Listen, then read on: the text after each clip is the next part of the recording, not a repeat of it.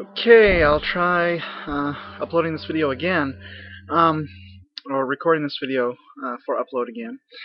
Um, I was watching recently a game show of sorts called Fool Us.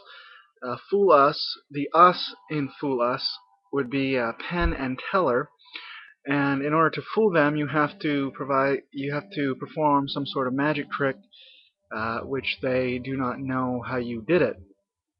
And of course, Penn and Teller are professional magicians, so that makes it more difficult.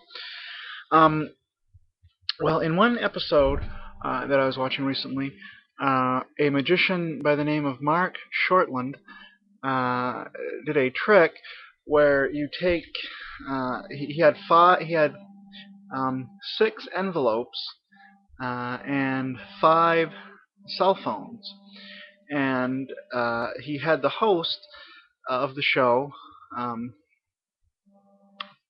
take his cell phone and put in the 6th envelope. So there's a cell phone in each envelope. One of them is the valuable, precious, expensive cell phone that the host does not want to lose.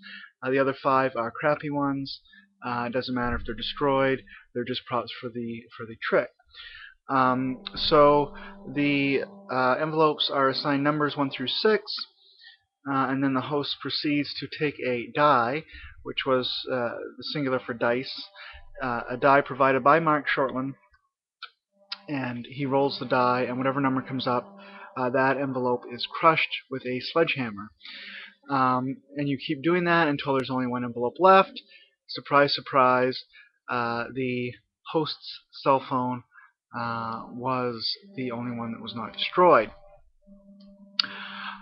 Alright, so there is a prior commitment not to destroy the good cell phone that's owned by the host, and the odds against that happening, if this were not a magic trick, would be very low. Possible, yes, but highly unlikely. So the trick is performed. The host is given back his cell phone, and then Penn and Teller do, um,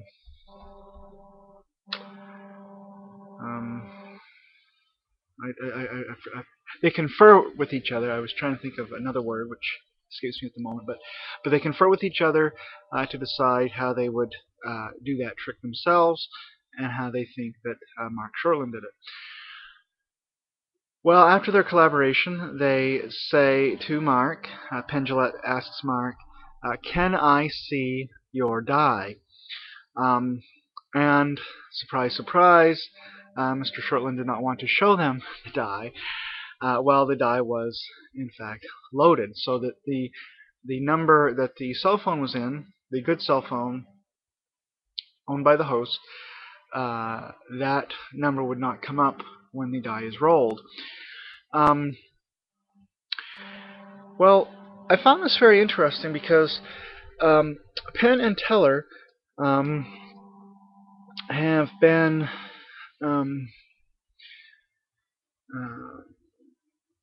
causing some waves, if you will, because they are skeptics.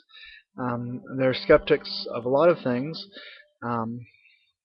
and their unique vantage point as stage conjurers, parlor tricksters, puts them in a position to be alert to things that are tricks by hucksters. But they're also skeptical, I believe, of God, of religion, of God's existence. Excuse me.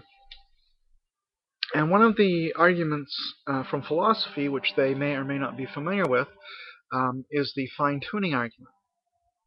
In the fine-tuning argument, we see that there are various things in the universe which lead to the possibility and even the flourishing of life, of animal life and plant life, and human life would be included in that as well.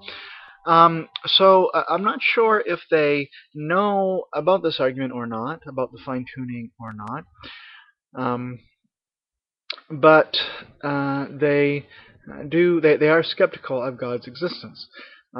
Well, the fine tuning argument. A lot of times, people will say that want to uh, not follow the evidence of fine tuning where it leads. They will say, well, um, unlikely things happen all the time. Um, it's certainly possible to roll a die 5 times and never get the number 6 or whatever the number was on the good cell phone envelope. That's possible. Yes, it is, but it's not likely. And there is a prior commitment to not do it. There's a specified complexity, some would say. There is it is highly significant that the the one envelope that you don't want to get smashed with the sledgehammer just happens to be the one that does not get smashed. If the die were random, the die was not random; it was loaded. It was intelligently designed to prevent the die from landing on the number 6 or whatever number it was. So um, if Penn and Teller, who are skeptical of God's existence, if they have heard this argument, then they would have to this fine-tuning argument. They would have to object to it on some grounds. But in this trick on their show Fool Us, they see something which has a low prior probability, and um, also confirms to some sort of pattern. Namely, we don't want our phone to be the one that gets destroyed. This is something that alerted them to the fact that the the the trick was a trick, that it was rigged to come out so that the host's cell phone, and I can't remember what his name was. It wasn't Penn. It wasn't Teller. They were the judges on the show, but there was an MC. Um, it was intelligently designed so that he would not lose his phone. So if Penn and Teller are consistent, and if they are familiar with the fine-tuning and the argument based upon the fine-tuning for the existence of God, they should accept that God exists and no longer be skeptical of that. They can be skeptical of people that are selling snake oil in the carnival. They can be skeptical of astrology. They can be skeptical of all sorts of things, but they cannot be skeptical if they are logically consistent with themselves. They cannot be skeptical of God's existence. Thank you for watching, and Shalom out.